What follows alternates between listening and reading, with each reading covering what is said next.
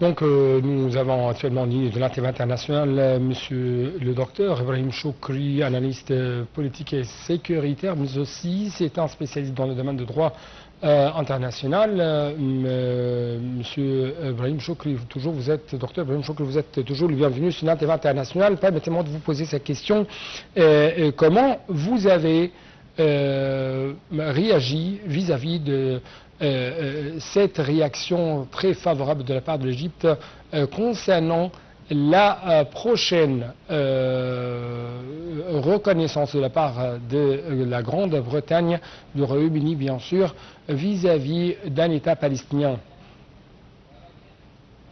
Bonsoir, je voudrais souligner que jour après jour, nous prouvons bien sûr que l'Égypte a une bonne vision concernant cette crise internationale, cette crise humanitaire. Parce que l'Égypte a déclaré la situation catastrophique qui se trouve à Gaza.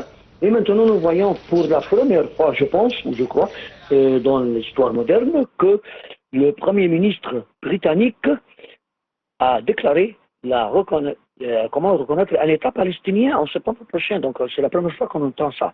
Et aussi, nous avons constaté que la France a bien sûr commandé des démarches dans le même chemin, avec bien sûr il y avait une sorte de réunion, une conférence en coopération avec la France et l'Arabie Saoudite, et bien sûr l'Égypte est au sein de tous ces événements.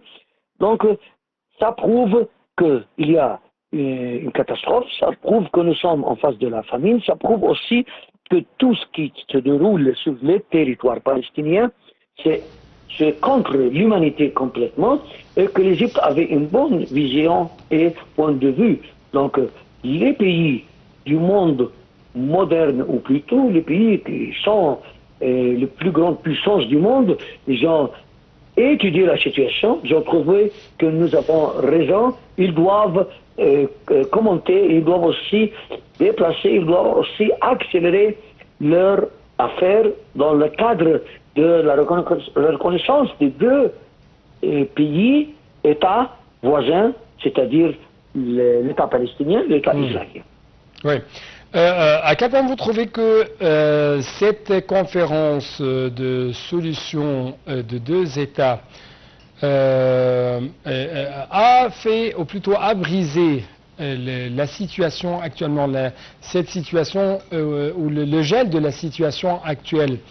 Comment, quand même, vous trouvez que cette conférence qui était sous les auspices de l'Arabie Saoudite et de France a fait une sorte d'action pour concrétiser la solution à deux États sur le terrain et pour quand même refuser tout changement démographique au niveau palestinien, pour refuser tout déplacement injuste, bien sûr, des Palestiniens hors de leur territoire? Comment ça, si je puis dire encore une fois, soutient la vision et les principes adoptés par l'Égypte vis-à-vis de la cause palestinienne?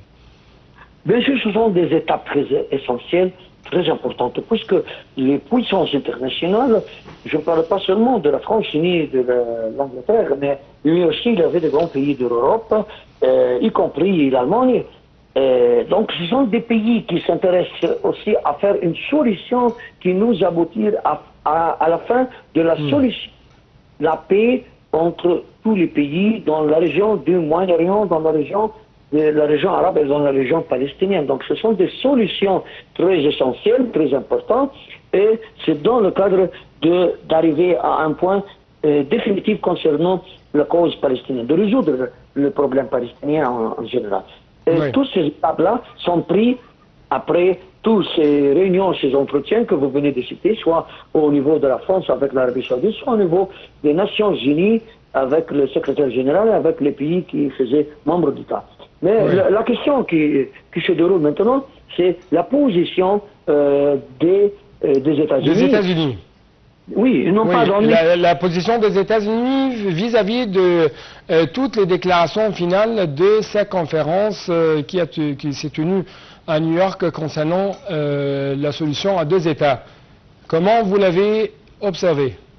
Bon, ce que je trouve, moi, personnellement, que les États-Unis, peut-être ils veulent bien sûr faire membre de cette coopération internationale, mais ils ont peut-être besoin de quelque temps parce qu'ils ont des relations étroites et très difficiles avec les forces israéliennes. Donc ils ont peut-être besoin de quelque temps pour étudier leur position juste. Ils n'ont pas donné une déclaration déterminée, définitive, comme la France l'a fait, ou comme la Grande-Bretagne, ou comme l'Allemagne, mais je crois qu'ils vont prendre cette décision positive pour la cause palestinienne dans quelques jours, peut-être dans quelques heures. Oui, et docteur Ibrahim Choukri, ma dernière question va porter sur comment vous trouvez ces surenchères sur le rôle égyptien en ce qui concerne la bande de Gaza, en ce qui concerne l'acheminement des aides et des assistances, que ce soit médicales, humanitaires, de nutrition, ainsi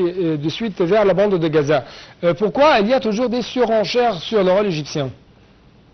Vous voyez, l'Égypte prouve jour après jour que nous avons raison et que nous avons pris les bonnes décisions dès le premier jour. Le premier jour où on a commencé cette guerre-là, cette guerre injustice pour le peuple palestinien, bien sûr. Donc l'Égypte a pris la décision de passer tous les aides humanitaires, l'assistance, de traverser les portières de l'Égypte envers la bande de Gaza. Mais vous voyez, le problème n'était pas un problème égyptien du tout, ni problème palestinien, bien sûr, mais c'était un problème du côté israélien, tout le monde a connu. Et on a bien constaté les paroles de son Excellence, le président de la République. Docteur Ibrahim Choukri, merci beaucoup pour de tels éclaircissements de votre part concernant ce sujet.